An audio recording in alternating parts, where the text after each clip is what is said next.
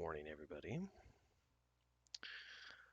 January 11th, 2021.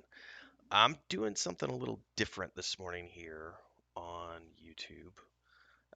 Traditionally, Monday mornings are for my cooking series, the Lotro Cooking in Real Life series. But the world is in a crazy place right now. And I just wanted to talk about some stuff this morning, not necessarily related to gaming, even though the bulk of the things that are on my channel are gaming related. Um, Figured it was a good time to just chat with people about the world. Um, last year COVID, took the world by surprise, and we're still dealing with the aftermath of all of that. And it can it can be a struggle for a lot of people. I know one of the things that I always took for granted, perhaps, and this might show, first world privilege to some degree. Um, but I have traveled every year, pretty much every year, since 1999. Um, Travel has been, apart from gaming, travel has always been like my number one thing. Actually, probably even, no, maybe not before gaming, but it was definitely something that from the time I was 19 years old, you know, onwards, traveling was something that I always did. I always just took whatever money I earned for the year and went and did things. And not like a traditional 2 week vacation, because I've been self-employed since I was 20, 21. So usually what I would do is just work really hard for, 6, 8 months out of the year. And then because I had a construction business for many years, and then in the downtimes between contracts, I would go abroad for 2, 3 months, sometimes longer. And I would do that 2 or 3 times a year, just depending on schedules. Now we haven't traveled for career purposes for a few years, but we've still traveled, gone up and visited family, and so on and so forth. So this has been the first year where we haven't traveled. First year I haven't got on a plane since 1999, and that's a weird feeling. The picture behind me actually is from our trip in Ireland. Um, I've got two cameras going, which took place at the end of 2017. We were there for a month. I love those cliffs, by the way. It was my first time driving on the other side of the road. But 2017 was the last trip we've taken for work. So going back to how travel has always been a big part of my life. Travel was my career before I ever got into gaming. Um, and from basically 2008 up until the end of 2017, there's a good 10-year stretch basically, um, where travel was my career as well as my hobby and my life. So it's been really weird not going anywhere uh, for a year now. The last trip we took was December of 2019. We went to the States to spend a month with the family for the holidays. And then we came back in January of 2020 and immediately rolled right into COVID restrictions. Now, we're based in, my wife and I are based in Mexico City. So things here have been, you know, I think Mexico's up there on one of the countries that's been hardest hit uh, by COVID. Um, but it's also because we live in a part of town that's like an office district. Our section of the city hasn't necessarily been as hard hit as others, but it's definitely been, impactful on us, and everybody that's around us. We've definitely seen a lot of people move. We've seen a lot of people leave the city and go back and live with family members.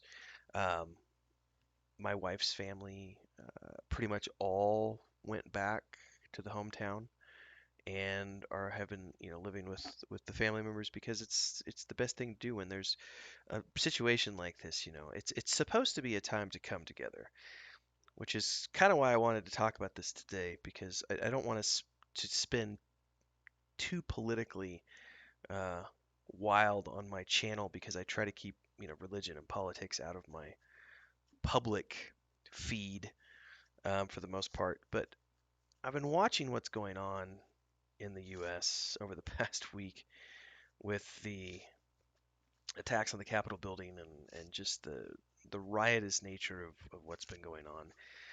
And it's just had me scratching my head, just really wondering, like, at what point did we go from, being able to talk about things to just, being unwilling to accept that other people can have a different opinion? Um, it's tricky.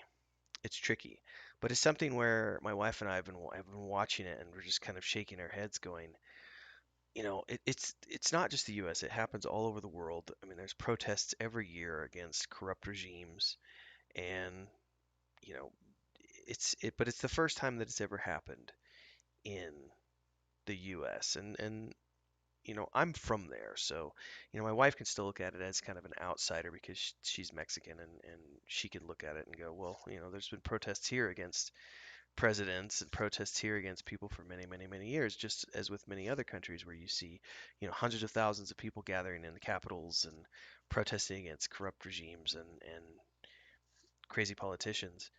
But it's the first time that we've ever seen this happen in the U.S. And I think the scary part for a lot of people around the world is we have in the U.S.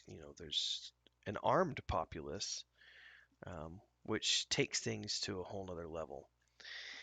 So we've been watching all of this, and it's made it difficult to enjoy games, to enjoy entertainment.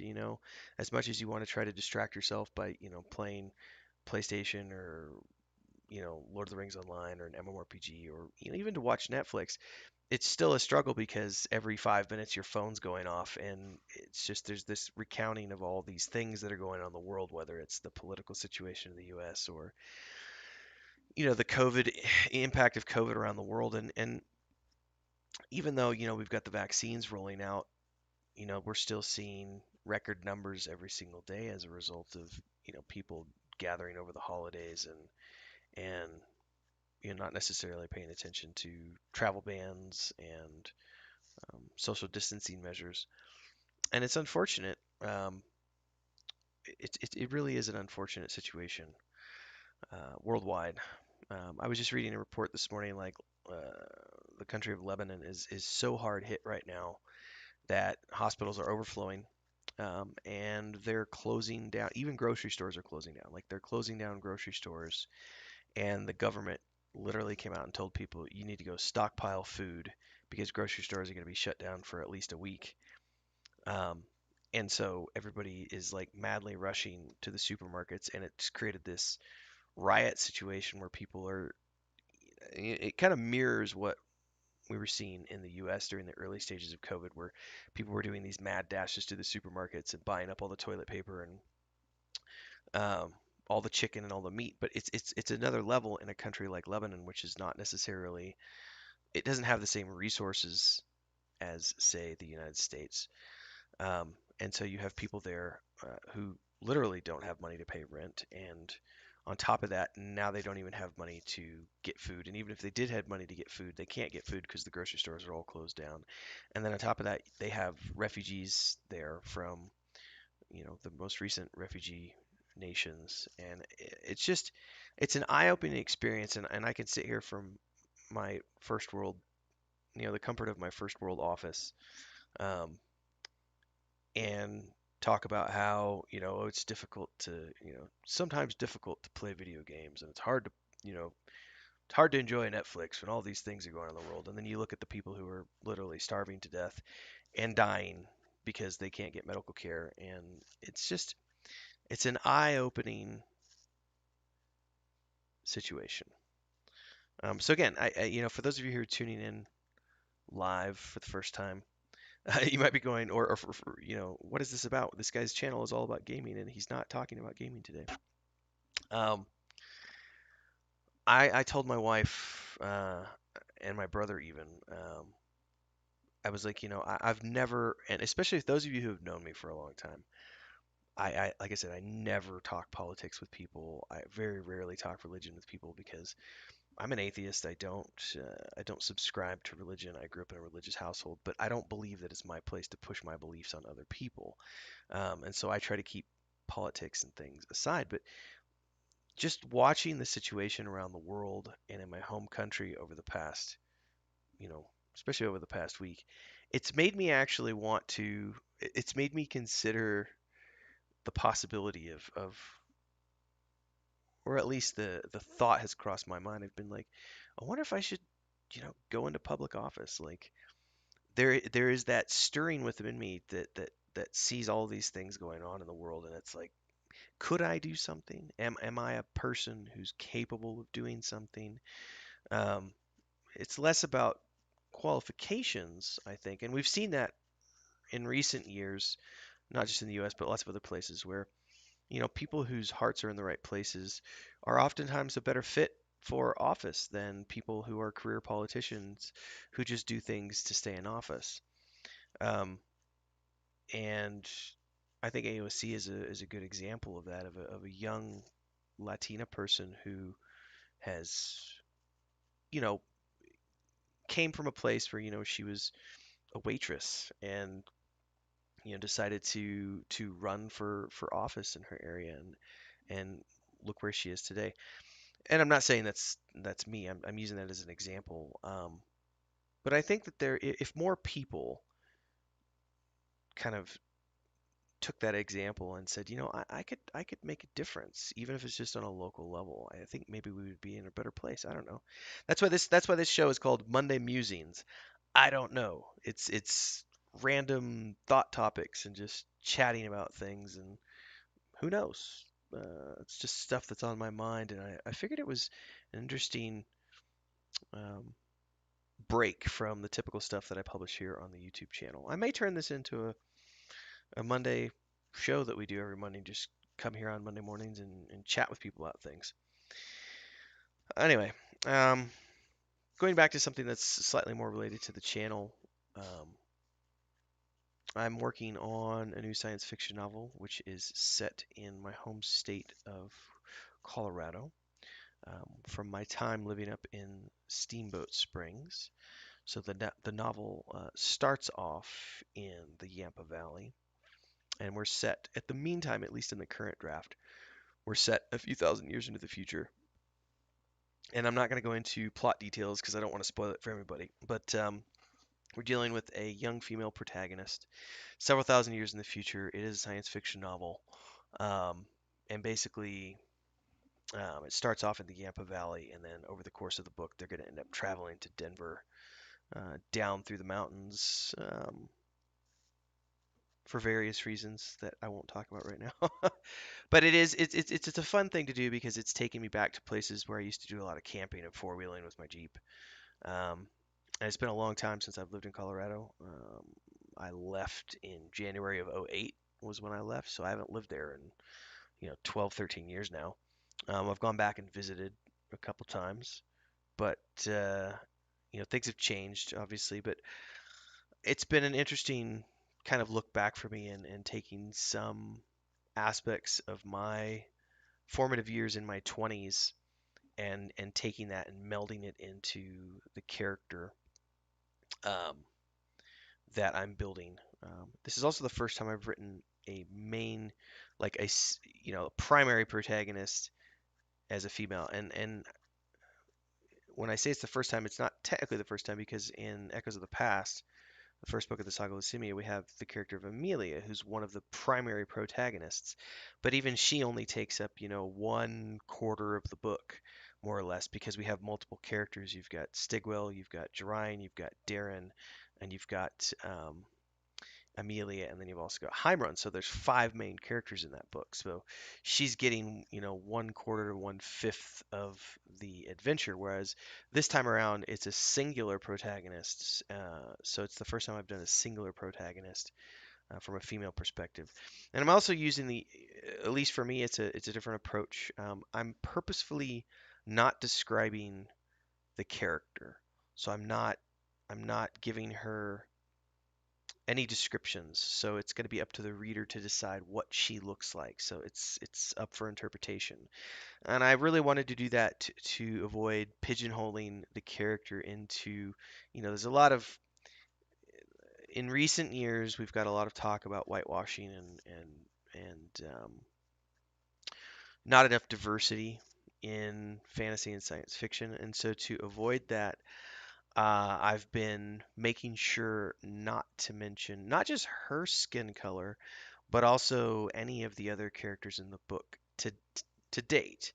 I've kind of wanted to leave that up to the interpretation of the reader. Now, there are a few characters where I have described like the hair color or the eye color, but I haven't done any skin descriptors yet, because I did want to leave it vague and open to interpretation. Now, I may change that over edits, but at least for the main character, it's always going to remain that way because I wanted to leave it up to the reader. I'm also not going to give her a romantic interest during the story, because this isn't the purpose of this isn't to create a romantic, side component. I was reading because my wife and I just recently rewatched the extended editions of the Lord of the Rings movies, and I was going through all of the rewrites that Peter Jackson and his partner Fran went through, um, when they were trying to get that project off the ground. I mean, they went through multiple studios, went from being a do movie to maybe a single movie to a trilogy, and just all the rewrites they went through. And at one point, there was a talk where they had just put a sex scene in there between Arwen and Aragorn, just so that it was a studio's request that they have a sex scene in there so that these two characters could have this moment in the movie, because that sat well with watchers. It was something that the viewers needed to see in order for it to be a movie worth going to the theater for. And it kind of gave me pause, and I went, really? Like, you can't have a story that's just good enough on its own. Like, you have to have a sex scene. You have to have a romantic scene in the movie for it to sell tickets. And when you go back and read The Lord of the Rings, obviously that's a book that's definitely was written in its time. And so there is a lack of female main characters, even though the females that exist in that world were very strong characters. And, especially if you go back and read the Silmarillion and things, I mean, Galadriel in and of herself was just this badass warrior woman elf, excuse me, who went through the years. But there's no main character in the books. It's all about the nine, the Fellowship, and it's all men, men and hobbits, elves, and dwarves. But what I'm getting at is they're all male characters. Um, but I just don't subscribe to the belief that a story has to have a romantic aspect to it to be successful, or entertaining or interesting or anything like that. So I've purposely that's one of the things I left out of this novel was there's not going to be a romantic aspect to it, which in Echoes of the Past, the characters had dalliances, but nobody's really had any relationships yet. Um, None of the protagonists, anyway. We'll see how that evolves over the years or not. Um, but then short stories I've written, they've definitely had romantic interests, and so it's going to be interesting to see where that novel goes. Um, yeah, we're at like 20 minutes in, so I think I'm going to wrap this up and get back to the rest of my day. I'm going to go do some more writing on the book. Um, I'm hoping to have this wrapped up by the draft anyway, first draft, by the end of March. We'll see. It just kind of depends. It's going to be a lot shorter than Echoes of the Past was, which came in at like 226,000 words at the end of the first draft, and I said for this one I'm shooting for a 100,000 word novel. So it's meant to be a standalone novel with the option to have a tie-in follow-up, but I'm not planning it as a trilogy, um, and unless it you know blows out of the water or something, which I'm not anticipating. I don't write things anticipating them to blow up and become bestsellers or anything like. It's just I have an idea and I want to put it down on paper and get it out there. So that's what I'm doing. And this is actually I used to have. I haven't done it in a few years, but I used to have dream journals from when I was in my early 20s. And so I would wake up in the middle of the night, and anytime I had a dream, I had a journal by the bed, and I would jot down things. And this is actually one of the ideas from my dream journal. for back when I was around 23, 24. Um, and I described it to my brother. My brother's the only one who I've ever described it to.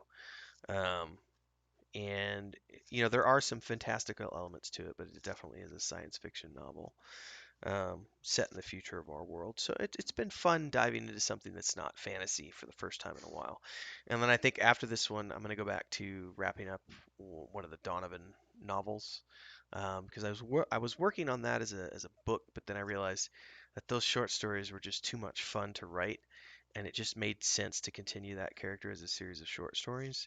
So I may just end up with an anthology of Donovan stories unless I come up with a really good idea that can lend itself to being a novel.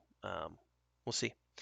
I would urge everybody, if you haven't already done so, make sure to subscribe to the Patreon page, which is in the links below, because pretty much everything I'm doing this year for 2021, apart from the gaming videos and things that I put out here on YouTube, all of my major projects are going to be done through Patreon moving forward, at least for the foreseeable future. I've got a new project that I'm working on that's not related to the book that I'm writing right now that will be released, or at least we'll start teasing it um, mid 2021. That's going to be a Patreon exclusive, behind the scenes aspects of the book that I'm writing. That's going to be here. I'm going to be doing some sort of a regular blog series, whether it's once a month or twice a month. That's all going to be done on Patreon. And if you haven't done so as well, my wife and I have taken our travel brand and brought that out of retirement, so to speak. We're doing it on a hobby basis these days instead of, we used to do it, I mean, full time. That was our career for quite a few years until we retired it after the Ireland trip that I was talking about earlier. But we've pulled that out. We've published a couple videos on that YouTube channel. That's Marginal Boundaries. So youtube.com/marginal boundaries. You can find that. We're going to be doing videos a couple times a month over there. We've been doing some kind of life in Mexico City content for our travel fans. I'm in talks to do some speaking engagements, perhaps at the end of this year, depending on how vaccinations for COVID goes and depending on how travel opens up again. I haven't done any public speaking gigs since the end of 2017, so we're looking to get back into that again. So there's some interesting things coming in the pipeline, not all related to gaming or science fiction and fantasy, but I would say make sure to subscribe to the channel, hit the bell icon here on YouTube. Um, if you like this type of video where I just come on and talk about things, feel free to let me know in the comments below. Like I said, I may do this on Mondays moving forward. Just sit down and talk to people about stuff and take a break from gaming and sci-fi and fantasy and just talk about the real world and things. Might not be popular with a lot of people because I think the people who do follow tend to follow because they like the Lord of the Rings online content or they like the Saga of Lucemia stuff where I'm reading from the book and the game dev content that I've pushed out over the years. But I want to do something different, more about me as a person as opposed to just the things I'm working on. So if you like that kind of stuff, let me know because I would like to continue doing it in some format or another. And then I will have, like I said, Monday mornings are usually the Lotro Cooking in Real Life series, but I wanted to get on and talk about things this morning. There will be a new Lotro Cooking in Real Life video coming out soon, probably this week. I may change the schedule around if I decide to keep doing the Monday Musings series. Then I might have these on Mondays and have the cooking show be on like Wednesdays or something. So I don't know. I'm going to be doing the complete Honorian breakfast. I think is the next one up, which is steak, bacon, and beans. I think. I have to look up my notes again. Anyway, thanks for tuning in. Thanks for listening. Subscribe to the channel, hit the bell icon, and make sure to check out Patreon. And I will see everybody here or there, either way. Hopefully everyone's having a good 2021. I almost just said 2020, but 2021.